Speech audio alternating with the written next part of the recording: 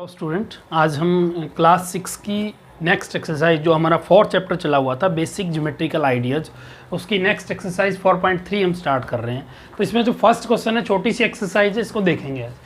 First question कह रहा है name the angles in the given figure. ये फिगर दी हुई है आपको ए बी सी डी, ये क्वाड्रिलेटरल है, 4 साइड से बनी हुई है, एक क्लोज कर्व है जिसमें 4 लाइन सेगमेंट हैं। तो ये क्वाड्रिलेटरल है।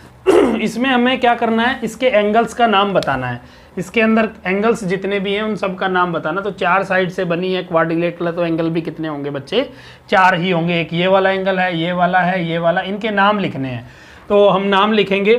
पहला ये वाला एंगल, इसका नाम क्या लिखेंगे? एंगल ए बी लिख सकते हैं, या फिर मैं इसको ये कह सकता हूँ एंगल डी ए बी। अगर पूरा नाम इसका लिखेंगे तो डी ए बी, इसको कहेंगे हम डी ए बी। जो ए पे बना है तो ए पॉइंट क्या होना चाहिए? बीच में होना चाहिए। उसके बाद B, angle B, angle B को मैं क्या कह सकता हूँ? Angle A B C. या तो मैं इसको एंगल बी लिख दूं, या फिर इसको मैं लिख दूं angle A B C. Then आपका एंगल क्या है? सी, तो एंगल सी, या फिर इसको क्या कह सकते हैं? Angle B C D. C पे बना है ना, तो बी पॉइंट आपका, सी पॉइंट सॉरी, बीच में होना चाहिए। ये एंगल का साइन है। इसके बाद 4th एंगल है डी, या फिर इसको आप क्या कह सकते हैं? ए डी सी भी कह सकते हैं, या सी डी ए बी कह सकते हैं। डी पॉइंट बीच में आना चाहिए आपका। तो आप इसको जो मर्जी ए डी सी लिख दो या सी डी ए लिख दो। इसी तरह से इसको हम ए बी सी कहें या सी बी ए कहें, बी पॉइंट बीच में आना चाहिए। तो ये 4 एंगल बनेंगे इस तरीके से, 1 2 3 और 4। तो ये आपने एंगल्स के नाम बताने थे। नेक्स्ट पे आ जाते हैं हम।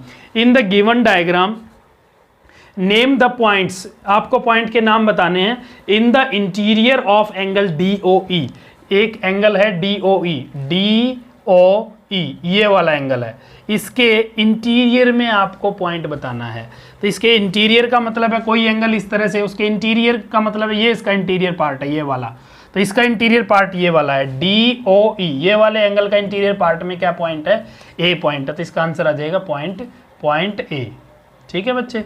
नेक्स्ट का आ जाते हैं हम। नेक्स्ट में कह रहा है in the exterior of, exterior मतलब होता है बाहर, इंटीरियर मतलब होता है अंदर। Exterior of angle E O F, E O F, ये वाला ई ओ एफ, इसके बाहर बताने हैं आपने। जितने भी पॉइंट्स हैं, जितने भी पॉइंट्स इसके बाहर हैं, तो वो सारे आपने बताने हैं। एंगल ई ओ एफ, इसके बाहर एक ये पॉइंट है सी। तो एक तो पॉइंट हो गया सी, पॉइंट सी। देन क्या हो गया? देखो ये ए पॉइंट भी इससे तो बाहर है ना, ये वाला इंटीरियर पार्ट है इसका, इससे बाहर है ये ए पॉइंट, तो पॉइंट ए। उसके बाद ये वाला पॉइंट डी बी इससे बाहर है, इस एंगल से ई ओ सी से बाहर बना हुआ है ये पॉइंट, तो ये भी क्या हो गया? बाहर हो गया। तो point C, A and D, 3 point आ गए।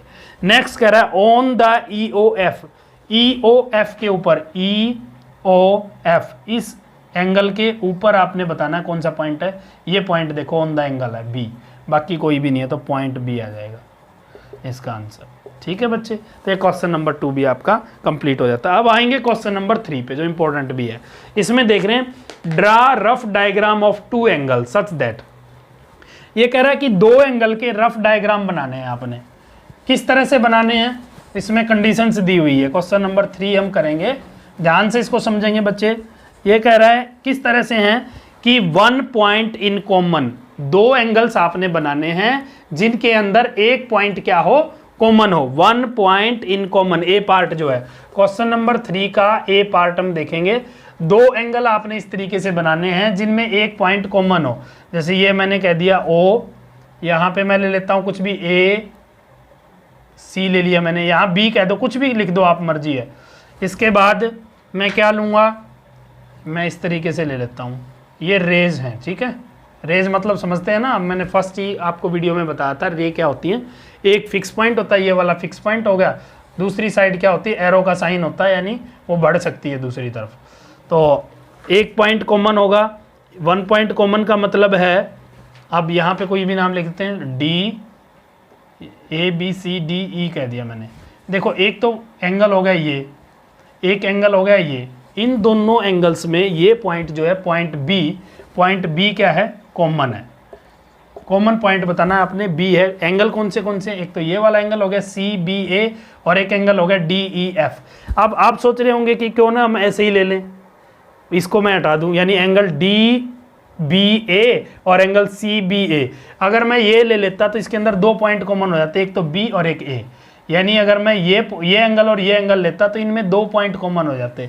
हमें बताना है केवल 1 पॉइंट इन कॉमन। तो एक पॉइंट कॉमन होगा तो एंगल आपने अलग अलग इस तरीके से बनाने पड़ेंगे। तो पॉइंट B कॉमन हो गया, एंगल क्या है CBA और DBE, ये पॉइंट ये आपके क्या हो गए, एंगल हो गए। उसके बाद सेकंड पार्ट में कह रहा है 2 पॉइंट इन कॉमन। अब हम 2 पॉइंट कॉमन पे आ जाते हैं, तो मैं इसको हटा देता हूँ। ठीक है बच्चे, अब आप देखेंगे 2 पॉइंट कॉमन हो गए, एक ये वाला एंगल, एक ये वाला एंगल। कौन से पॉइंट कॉमन हो गए? इस एंगल का नाम है DBA और इसका नाम है CBA। तो इसमें क्या क्या पॉइंट कॉमन है? एक तो B कॉमन है, एक A कॉमन है। तो 2 पॉइंट कॉमन कौन से हो गए? Point B and A। ये आपका ये फिगर बनानी है आपने, ये फिगर बन जाएगी। उसके बाद थर्ड पे आ जाते हैं, C पार्ट पे। ये कह रहा है 3 पॉइंट इन कॉमन। पॉइंट कितने कॉमन होने चाहिए? 3 पॉइंट होने चाहिए। इसमें कॉमन कितने थे बच्चे? A और B 3 पॉइंट थे। तो इसी पे मैं एक पॉइंट और ले लेता हूँ, इसका नाम लिख दिया मैंने E। तो ये अब देखो, एक ये वाला एंगल हो गया, एक ये वाला एंगल हो गया, तो इन दोनों में BEA तीनों पॉइंट क्या है? कॉमन है। तो हम लिखेंगे पॉइंट क्या क्या? B, E and A। ये पॉइंट 3 कॉमन हो गए। उसके बाद आता है आपका पार्ट D। इसमें कह रहा है 4 पॉइंट इन कॉमन। तो 4 पॉइंट अब कॉमन होने चाहिए। एक पॉइंट और ले लीजिए यहीं पे, यहीं इसी एंगल पे एक पॉइंट और ले लो, इसका नाम लिख दिया मैंने F लिख दिया। तो अब कौन से पॉइंट कॉमन हो गए? A, E, F, B। Angle यही होंगे, एक ये एक ये। तो 4 पॉइंट कॉमन हो गए, इनका नाम लिखना है पॉइंट कौन से? B, F, E and A।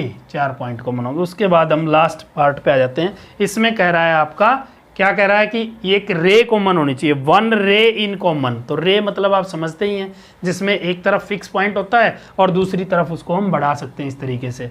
तो आपकी एक रे कॉमन होगी तो यही एंगल हो गए, इस तरीके से लिख, यही फिगर बन जाएगी। एक ये वाला एंगल, एक ये वाला एंगल। इसमें रे कौन सी कॉमन है? BA। यानी इसका नाम हो गया CBA, इसका नाम हो गया ABD। तो इसमें जो BA है, ये वाली रे कॉमन है, तो रे क्या आ गई? BA आपकी कॉमन है। ठीक है, तो रफ डायग्राम बनाने थे, ये आपका इसका रफ डायग्राम बन जाएगा। तो इस तरीके से आप ये एक्सरसाइज जो है 4.3 कंप्लीट करेंगे। आई थिंक आपको समझ आ गई होगी। जिन बच्चों को समझ आ गई, बड़ा अच्छा, उनको वो आप वीडियो को लाइक भी करें, और चैनल जिन्होंने सब्सक्राइब नहीं किया है वो सब्सक्राइब भी करें। और जिनको समझ नहीं आई वो दोबारा से एक बार वीडियो को फिर से देखें, और उसके बाद भी कोई प्रॉब्लम है तो आप मुझे कमेंट करके बताएं। नेक्स्ट वीडियो में मिलते हैं नेक्स्ट एक्सरसाइज के साथ। तब तक के लिए goodbye, have a nice day, thank you.